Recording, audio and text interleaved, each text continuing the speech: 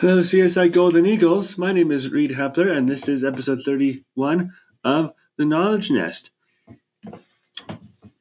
This week at the library, we have the book club, the first book club of the school year. We're going to be talking about book lovers, and that is Thursday from noon to 1. Please come. This is going to be very nice.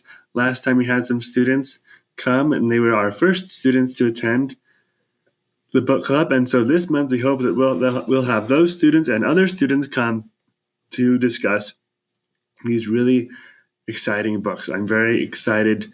Allison is doing a fantastic job of selecting books that are in many different genres, not just one genre. We've had horror, we've had historical fiction, we've had romance, for a better word, or a lot of different things, a lot of different genres to appeal to a wide range of people. And so I hope that as you attend these book club meetings, you will be able to suggest books that you like, and we can all discuss those. And even if you've read a book before, discussing it with a group can give you different perspectives on that book. So it's very, very exciting. We also have another thing happening.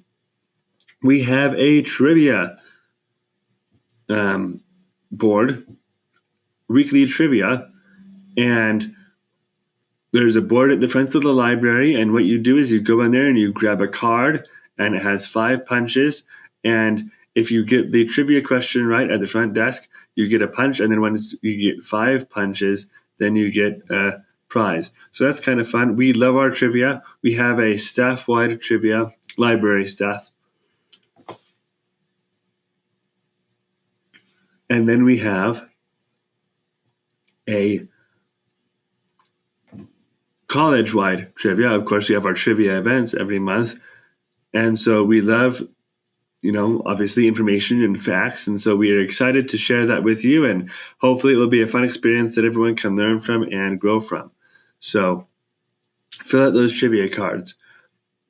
This episode is going to be centered on qualitative and quantitative data. We've already received our first student feedback regarding this year's iteration of the Guide to Research. We added some more student success pages and some new EBSCO videos, as well as EBSCO training videos that were sent out separately by our director, Reba.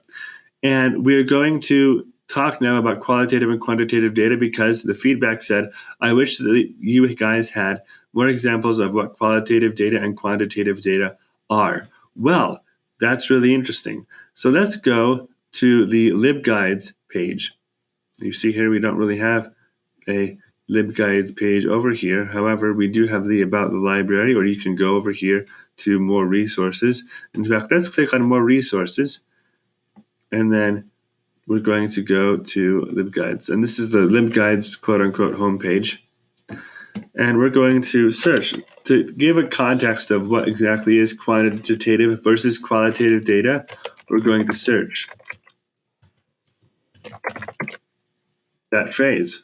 And this phrase, as you can see, quantitative data occurs mostly to psychology, biology, statistics, a lot of statistics sources, and business. And so quantitative data refers to numbers, things that can be counted or specified by numbers or amounts. And so that's why you see it a lot in psychology, biology, statistics related fields, because it's all about amounts or frequencies or things like that.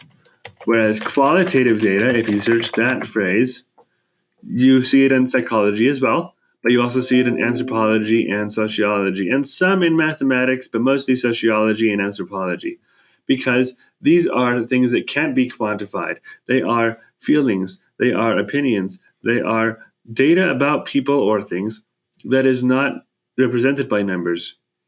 Religion, ethnicity, geography, political views, all sorts of other things. And sometimes you combine the two. For instance, if you have a biography or if you have an interview and you want to see how many times a specific subject was used, you can search in a document and say, how many times was the word agriculture used in an interview about farming. And so you search agriculture, and then you have quantitative data, regarding the frequency of something that was referred to in an interview or an article or something. And so you can combine the two and kind of mesh them together, and that's where interdisciplinary studies comes in.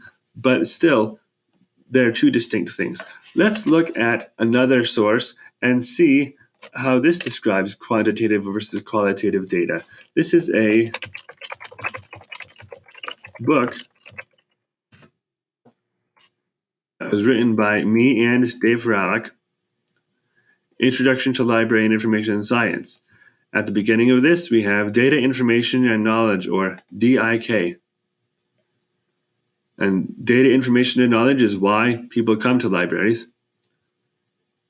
And over here it says, data is the building blocks of all items contained in a library, or really in the universe. It is the bare facts of reality, the strategically collected information that has been recorded in a standardized or at least understandable way. There are two types of data. Quantitative data is data that has been recorded as an amount of something. For example, 4 seconds or 18 ounces. And you see here, it's a bunch of data regarding wildlife and different geographic areas, and we have here the approximate area surveyed in hectares, 1. Number of bare circles examined at the surface, number with a mound present, bare circles that were excavated, and bare circles with termite galleries. Qualitative data, on the other hand, is something that is not communicated through the use of numbers. This type of data is recorded through words or other media that cannot be assigned numbers.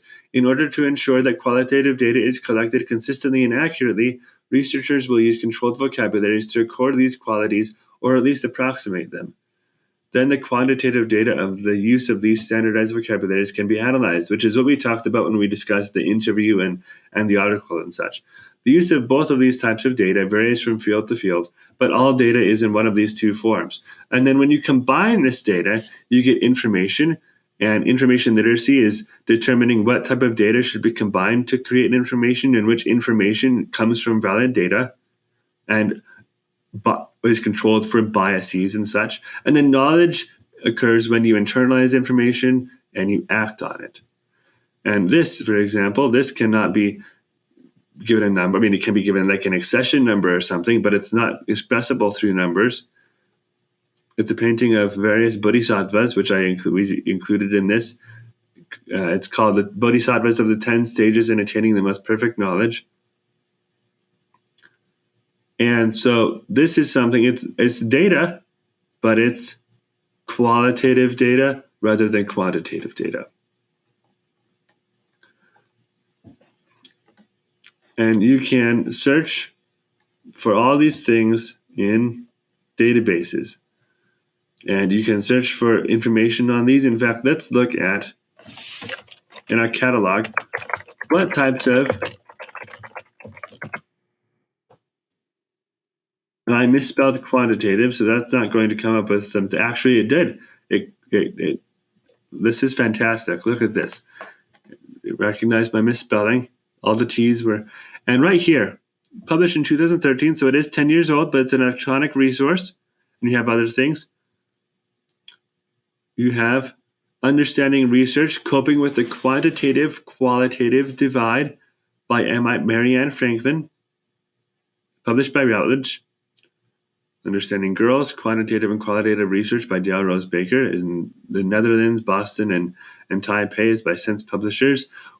None of these, I do not speak of the authoritativeness or the appropriateness of any of these resources, but they are in the library and we are subscribed to them, so they have some value. And here you have also Politics within parentheses, Qualitative Research Methods in Communication Studies. So this, again, qualitative means it talks about non-numerical items and how those affect communication studies. And so that's published in England by Cambridge.